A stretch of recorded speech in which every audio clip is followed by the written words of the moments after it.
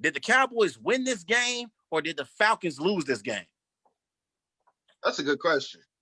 But if you have to ask me, I think the Falcons lost this game. They lost this game for the simple fact that they led the first quarter 20-0. And in that first quarter, you had 2 turnovers as that with 2 fumbles from Dak and Zeke. And you had the momentum shifted on your side. And believe it or not, Matty Ice was on fire in that quarter. They was playing well. They had all the momentum on their side. Dak Prescott and them, they started off slow. But when I was watching the whole game, I see how the Cowboys were fighting back. They was fighting back into the lead, and like every time they got in the red zone, Dak Prescott with 3 rushing touchdowns. I think that was impressive too. I think for your quarterback to be the leader, if he has to score, he has to score. And I think Zeke did a wonderful job last night too, being versatile on both sides, playing both running and catching. And Amari Cooper and CeeDee Lamb, they was combined 206 yards, 12 catches. So over the night, the night was fun and delighted, and it was impressive from Dak Prescott for them to do an amazing comeback. And believe it or not, the onside kick was the key factor. Like when Greg Zuerlein set that kick up, it was phenomenal that they recovered it and was just played out because the Falcons had no idea what to do in that situation. They didn't believe it went 10 yards, and the Cowboys believe they went 10 yards. It was an amazing comeback. But I've been saying this all season long that the Falcons defense needs help. They couldn't get no stop. They couldn't slow down that receiver tackling. They couldn't slow none of that down. And they gave up a field goal at time expired. So, yes, I blame the Falcons losing this game because they had a big, strong lead, and then they blew it. Yeah, they did blow it. And the thing is, when I look at the Atlanta Falcons, they were leading at one point in this game 20-0. And then at the half, they was leading 29-10. And then with a little over 5 minutes left in regulation, the Atlanta Falcons was winning by 15 points. I think the score was 39-24. And the odds of the Dallas Cowboys winning this game was very low. And I also believe there was a stat that when you are leading by double digits and you create 4 turnovers, you are like there's like 440 and no, like teams that create 4 turnovers in a game and they're leading throughout that game, they are 440 and 0 until the Atlanta Falcons showed up yesterday in Big D, because that was a complete meltdown that took place in Dallas yesterday, Clarence. You have a 20-point lead in the first half, then you have a 15-point lead in the second half, and then at the half, you up 20, it was 29-10, so essentially you up 20 points at halftime, and you give up a lead to the Dallas Cowboys, who are on the verge of falling to 0-2 on the season. And then here's the thing. Matty Ice actually played pretty well in this game. 24-36, 273 passing yards, 4 touchdowns. He played pretty well. Calvin Ridley also contributed 7 receptions, 109 receiving yards, 2 touchdowns. I know Julio Jones, he dropped a touchdown pass. But for the most part, the Atlanta Falcons outplayed the Dallas Cowboys yesterday. But you know what it came down to? It came down to the fact that Dan Quinn cannot coach his team to close the deal in football games, Clarence. And this is something that happened a few years ago in the Super Bowl when the Atlanta Falcons led the New England Patriots 28-3. And Tom Brady led the New England Patriots, from then down 25 after he had just threw a pick 6 in the first half. He leads the New England Patriots back in the second half, and we know the rest of that story. The Atlanta Falcons were ready to celebrate. The entire city of Atlanta was ready to celebrate. I got people calling me from Atlanta telling me to come down and get ready for the celebration. And here Tom Brady is in the second half going crazy. So they melted down in that Super Bowl. You can make a legitimate argument. The Atlanta Falcons haven't been the same since they lost that 28-3 lead to the New England Patriots. And they lost a double-digit lead again in week 2 against the Dallas Cowboys. And then on the last possession of the game, before the Cowboys got the ball back, that onside kick, when those 4 or 5 Atlanta Falcons players let that ball roll. Like, I'm watching the game, Clarence, and I'm thinking, what are you doing? The ball just roll. I'm like, are you going to jump on the football? Apparently, the Atlanta Falcons special team players, they didn't know that they can pick up the ball before it goes 10 yards. The Dallas Cowboys can't. They can't pick up the ball unless it goes 10 yards. But the Atlanta Falcons players, for some reason, they didn't know that they could pick up the football prior to it going 10 yards. So that speaks to coaching. That's what your coach is supposed to tell you before the play. But honestly, as a football player, your football IQ should, come into effect and tell you, let me jump on this ball before it goes 10 yards. Again, Dan Quinn, I don't think he should have been able to get back on the flight, headed back to Atlanta, Clarence. I think the owner for the Atlanta Falcons, Arthur Blank, should have fired Dan Quinn in Dallas. I don't think he should have been allowed to fly back with the team. I think the special teams coach, I don't know who he is, he deserves some blame as well. And over the last few seasons, Dan Quinn has fired a ton of assistant coaches. It's now time for the Atlanta Falcons to fire Dan Quinn and move on from him as head coach, because clearly his team doesn't know how to close the deal when they have these significant leads in these ball games. He's the defensive coordinator too, Trey. So he's calling the defensive plays as well. So it's not looking good. But before we get to that question, though, man, how impressive you was with Dak Prescott's performance? Oh, I was very impressed with Dak Prescott's performance, bringing the Dallas Cowboys back, in this game. He threw 47 times, obviously, because they were down on the scoreboard. They had to put the ball in Dak Prescott's hands, and I think he delivered for the Cowboys. He went 34-47, threw for 450 passing yards. He had 3 rushing touchdowns on the day. And, I talked all season long last year about how Carson Wentz was better than Dak Prescott. Right now, Clarence, I'm here to tell you right now, this ain't the day to be making the argument that Wentz is better than Prescott. Prescott right now is playing better football than Carson Wentz. I think right now, Dak Prescott is the best quarterback in the NFC East, and he is showing why he deserves a contract from Jerry Jones. If I was Dak Prescott, in the immediate aftermath of that comeback against the Atlanta Falcons yesterday, I would have took the film from yesterday's game, and I would have went up to Jerry Jones and Stephen Jones' office, and would have put it right on their desk, Clarence, and I would have said, pay me.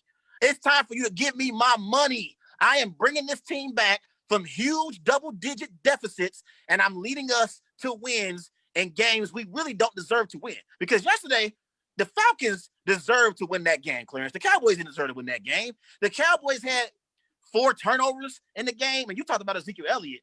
Ezekiel Elliott had, I think, 2 fumbles yesterday, so he didn't play well, in my opinion. He played pretty bad.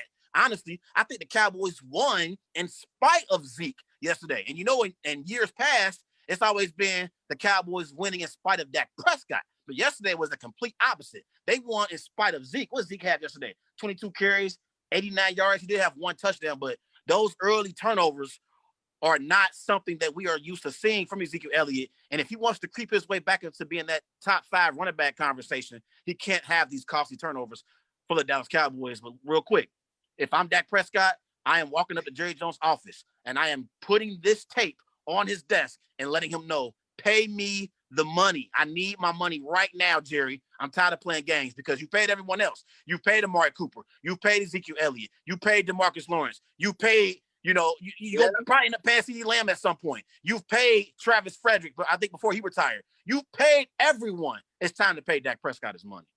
Yeah, it's time to pay him his money. And he actually looking like a top 5 quarterback in the NFC, in the whole NFC, though, I will say. And in this situation, you definitely have to pay him. Like, you have to pay him. Like, you have to pay him because for the simple fact he came back with a strong lead. And believe it or not, he has another great game on Sunday that he has to show that he is the franchise quarterback, against Russell Wilson in the Seahawks. So that's for another day of talking. But Dak Prescott, he'll get outplayed in that game. He'll get outplayed by Russell Wilson in that game, because we know he's not on Russell Wilson's level. He's not. Don't you start. Don't you start tonight. Don't you start, Clarence. I will say this for Friday, because that is a good game. That might be the game of the week. I will save my comments for that on Friday. But for Dak Prescott performance, though, Trey, it was amazing.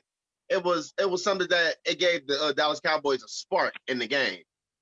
3 quarterback sneaks and stuff, and he was just getting it done. And I actually disagree with you when you say like Zeke Elliott played bad. I think he started off the game bad, but and him being involved and with the team, yeah, he did a good job. He also had 6 catches for 63 yards. He was like the third, like we was tied with the most catches in the game yesterday. So that was very impressive too. But Dak Prescott, though, I think for this season, he want to show the NFL that he can play in this league, and he's one of the best quarterbacks in this league. And believe it or not, he actually playing better than Deshaun Watson this season. So I got him. He's playing well.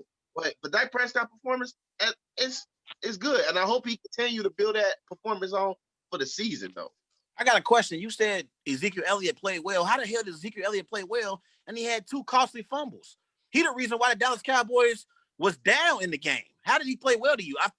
If we are judging Ezekiel Elliott according to Ezekiel Elliott's standards, Ezekiel Elliott didn't have a good game yesterday against the Atlanta Falcons. I will give him if we was giving him a grade, I would still I would give him a B. Like I would give him a B minus. Only I say give him a B minus because he was still effective in the game. And believe it or not, he was like 10, 11 yards for 100 yards. But had a game of back-to-back 100-yard seasons, and plus he added on 6 catches. The fumbles, yeah, that's what hurted them in the beginning, but he still finished out strong. Now, what he needs to be doing is worry about taking care of the football because we don't see 2 fumbles a game. I agree with you though, Trey. We don't see 2 fumbles from Ezekiel Elliott. That right there, that needs to be fixed going into the next game against Seattle. You can make a legitimate argument though that the Cowboys, because they're in the NFC East, this wasn't even a must-win for the Cowboys because I think the NFC East is probably the worst division in pro football this year. When you agree, like the Eagles are struggling, they 0-2 on the season. Carson Wentz looked pathetic. The Washington football team, they got beat down yesterday by Kyler Murray and the Arizona Cardinals, so they 1-1 on the season. But I don't see them even being a 500 football team this year. They'll be picking top 5 in the NFL draft this year. And then when you look at the New York Football Giants, they just lost Saquon Barkley for the season. I don't see the Giants, making a push to be at the top of the NFC East. So I think the Cowboys are in pretty good shape right now. And you can make a legitimate argument that yesterday wasn't even a must win because that division is terrible.